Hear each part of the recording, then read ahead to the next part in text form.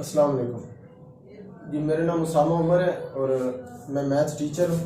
तो आज हम इससे पहले जो लेक्चर था उसमें हमने किया था कि जो पार्शियल फ्रैक्शन है उसकी बेसिक्स के बारे में हमने पढ़ा था। तो आज हम जो एक्सरसाइज है क्वेश्चन सॉल्व करेंगे। अच्छा, ये जो एक्सरसाइज है ये एग्ज़ाम के लिहाज से इम्पोर्टेंट भी है। अच्छा, कैसे इम्पोर्टेंट है? इसमें जो लॉन्ग है ये जो इस बार जो पंजाब की पेयरिंग स्कीम है उसके मुताबिक क्वेश्चन नंबर 6 है, ये लॉन्ग का है। ठीक है, क्वेश्चन नंबर 6 में ये दो पार्ट्स हैं। जो पहला पार्ट है वो आना है चैप्टर जो आपका ये 3 है।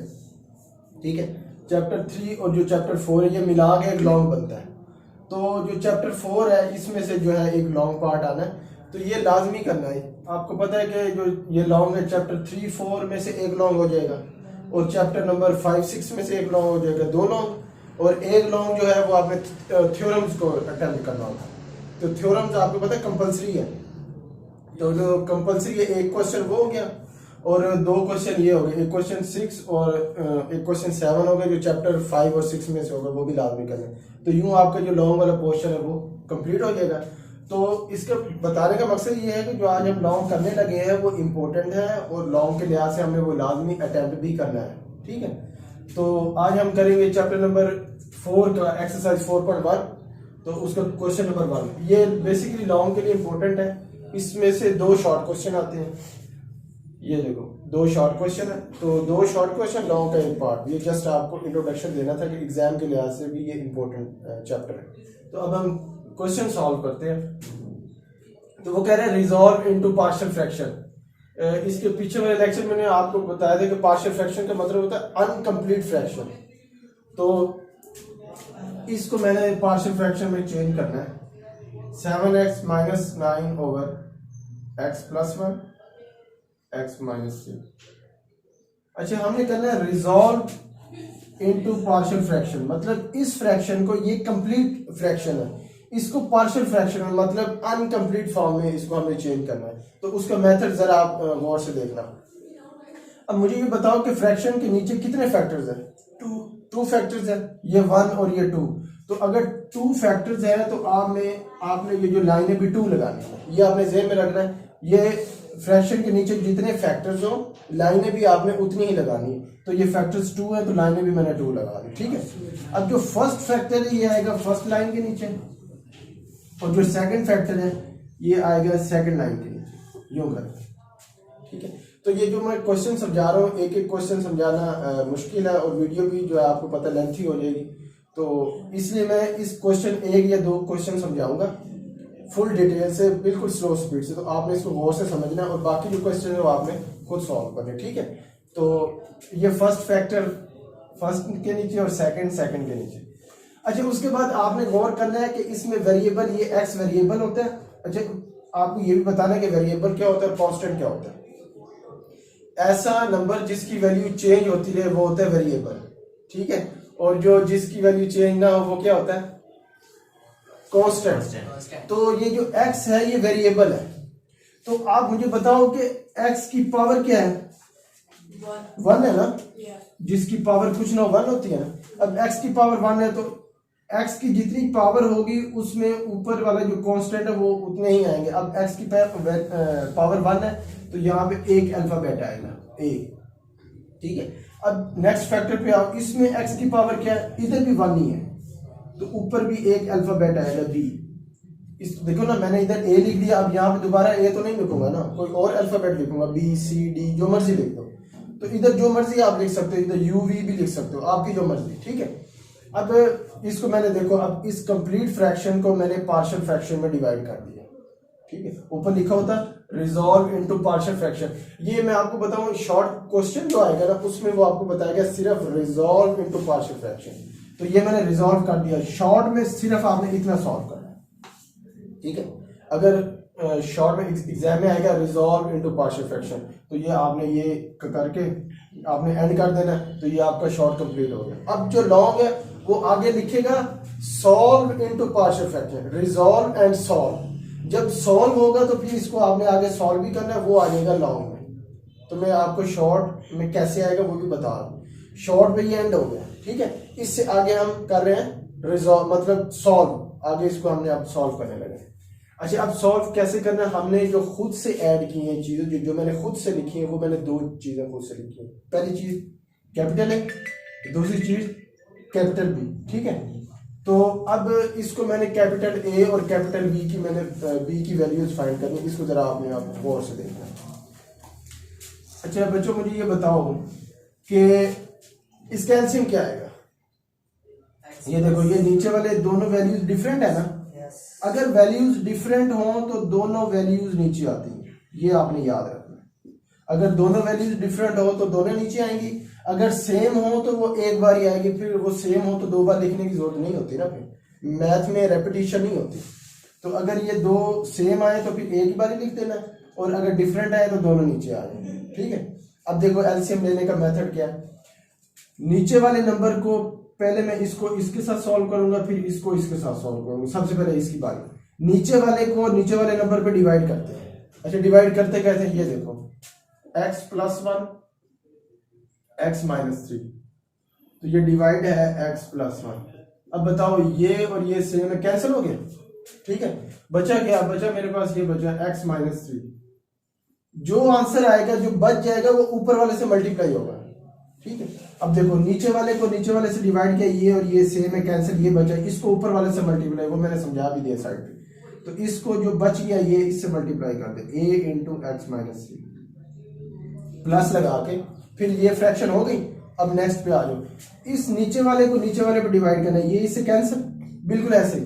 ठीक है, ये इससे कैंसिल हो गया, ये बचेगा, इसको ऊपर वाले से मल्टीप्लाई कर दो, तो ये होगा b इंटू एक्स प्लस 1। ये मैं बता भी देता हूँ ताकि आपका जो कंफ्यूजन है भी सही वो क्लियर हो जाए। इसको लिखूंगा x plus 1 x minus 3 divided by, ये देखो नीचे वाले को नीचे वाले पे डिवाइड, तो नीचे क्या है x माइनस 3, ये इससे कैंसिल, तो हमारे पास जो आंसर आ गया वो x प्लस 1। ये आंसर है, इसको ऊपर वाले से मल्टीप्लाई, तो b इंटू एक्स प्लस 1।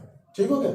और जो नेक्स्ट वाली जो फ्रैक्शन है, इसको वैसे की वैसे लिखूंगा, 7x minus 9 over x plus 1 और x माइनस 3। ठीक है जी। अब देखो जरा, इक्वल के लेफ्ट साइड पे ये दोनों फैक्टर्स और इक्वल के राइट साइड पे ये दोनों फैक्टर सेम है ना। अब देखो, ये इससे कैंसिल हो जाते हैं, ये फैक्टर, ये दोनों फैक्टर इन दोनों फैक्टर से कैंसिल होंगे। वजह मैं बताता हूँ कैसे कैंसिल हुए। ये x प्लस 1 इधर डिवाइड हो रहा है, इसके ऊपर गौर से आपने समझना है। ये डिवाइड हो रहा है, इक्वल के उधर आगे मल्टीप्लाई होगा, मतलब ऊपर आ जाएगा, तो ये नीचे है और ये ऊपर आएगा तो कैंसिल हो जाएगा। तो बजाय मैं इधर ले आऊँ, यहाँ पे डायरेक्ट कैंसिल कर रहा हूँ। अब ये जो x माइनस 3 इधर नीचे है, मतलब डिवाइड हो रहा है, इक्वल के उधर आगे मल्टीप्लाई होगा, ऊपर आएगा। जब ये जो x माइनस 3 इधर ऊपर होगा और ये नीचे होगा, ये कैंसिल होगा, तो बजाय इसको मैं इधर ले आके कैंसिल करूँ, यहाँ से डायरेक्ट कैंसिल कर। ठीक है। अच्छा, उसके बाद अब हमारे पास ये इक्वेशन बन गई, 7x minus 9 is equal to a into X minus 3 plus b into X plus 1। इसको आपने दे देना इक्वेशन 1 का। उम्मीद है याद है कि आप सबको समझ आ गई होगी। ठीक है, उसके बाद मैंने मकसद मेरा क्या है, मकसद ये है कि मैंने a और b की वैल्यू फाइंड करनी। जैसे ही वैल्यू फाइंड होगी, मैं उन a और b की वैल्यूज को यहाँ पे पुट करूंगा और वही हमारा फाइनल आंसर होगा। ठीक है, ये मकसद है सवाल करने का। अब मैंने ऐसे करना है, ये जो फर्स्ट फैक्टर है इसको पुट कर दो 0। ठीक है, फर्स्ट फैक्टर को हमने पुट करना है 0। पुट करो, put x plus 1 is equal to 0, तो यहां से x की वैल्यू आ जाएगी -1। यहां से x की वैल्यू आ जाएगी -1। जहां पे -1 है, x की वैल्यू जहां इस इक्वेशन नंबर 1 में जहां पे x है वहां पे -1 पुट कर देते हैं, तो ये आ जाएगा हमारे पास 7 into -1 -1 minus 3 plus b into -1 plus 1। मतलब इसमें मैंने ऐसे किया, इस इक्वेशन नंबर 1 में जहां x है वहां पे मैंने -1 पुट कर दिया। ठीक है, अब जरा इसको सॉल्व करें, ये प्लस का माइनस का कैंसिल, ये सारा 0 बन जाएगा, ये सारा 0। अब इसको जरा करें, -7 plus -7 -9 is equal to a into, ये बनेगा -4, ये सारा 0। तो 0 को लिखने की जरूरत अब नहीं होगी। -7 और -9 ये हमारे पास होगा -16 और a इंटू -4, ये 0 लिखने की आप जरूरत नहीं है। अच्छा, आपको पता है ये माइनस से माइनस कैंसिल, मैंने वैल्यू फाइंड करनी ए की, ये 4 मल्टीप्लाई हो रहा है ए के साथ, इधर आके डिवाइड कर देंगे। तो इसको जरा सॉल्व करें, 4 1 जार 4, 4 4 जार 16, तो मेरे पास ए की वैल्यू आ गई 4। ठीक है जी, ए की वैल्यू मेरे पास 4 आ गई। अब मेरे पास एक वैल्यू आ गई ए की, अब मुझे दूसरी वैल्यू चाहिए बी की। ठीक है, जैसे मेरे पास बी की वैल्यू आ जाएगी, मैंने यहाँ पे इसमें पुट कर देना, मेरा जो है वो आंसर आ जाएगा। अब मैं बी की वैल्यू फाइंड करने लगा हूँ जी। अब बी की वैल्यू आपने ऐसे फाइंड करनी है, जहां पे जरा गौर से देखो, फर्स्ट फैक्टर को मैंने 0 पुट किया, ए की वैल्यू आ गई। अब सेकंड फैक्टर को मैं 0 पुट करूंगा, बी की वैल्यू आ जाएगी, बस मेरा आंसर आ जाएगा। अब सेकंड फैक्टर को मैं पुट कर रहा हूँ 0, पुट x - 3 = 0, तो यहां से x की वैल्यू आ जाएगी 3। तो इसको हम पुट करेंगे वही इक्वेशन नंबर 1 में। अब इक्वेशन नंबर 1 में जहां जहां x है वहां पे आप पुट कर दो 3, तो जहां पे x है वहां पुट कर रहे हैं 3। -9 = a into 3 - 3 plus b 3 plus 1 यूं करें। ठीक है, अब आपको पता है ये प्लस का 3 माइनस का 3 कैंसिल, ये तो हो जाएगा सारा 0। b तो ये इसको ऐड कर दो 4, तो ये 7 को 3 से ये आएगा हमारे पास 21 - 9।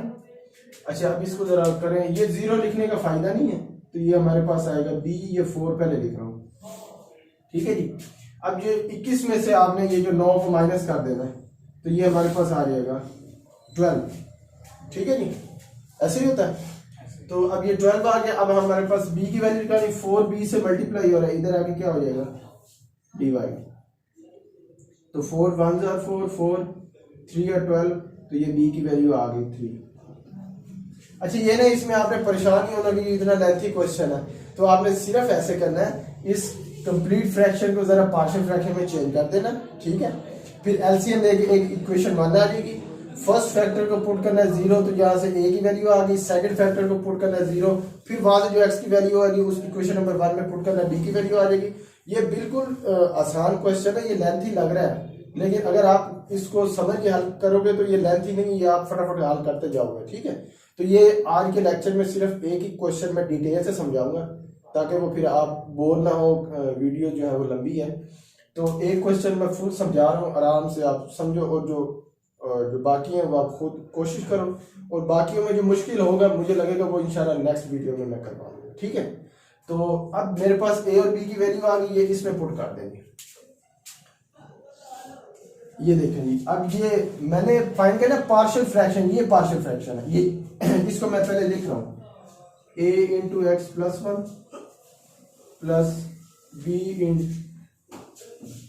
divided by x minus 3। अब यहाँ पे मैं a और b की वैल्यू लिख रहा हूँ जो मैंने फाइंड की। a की वैल्यू क्या है जी 4 over x plus 1, और b की वैल्यू मेरे पास 3 over x minus 3। ये मेरे पास जो है ना आंसर है।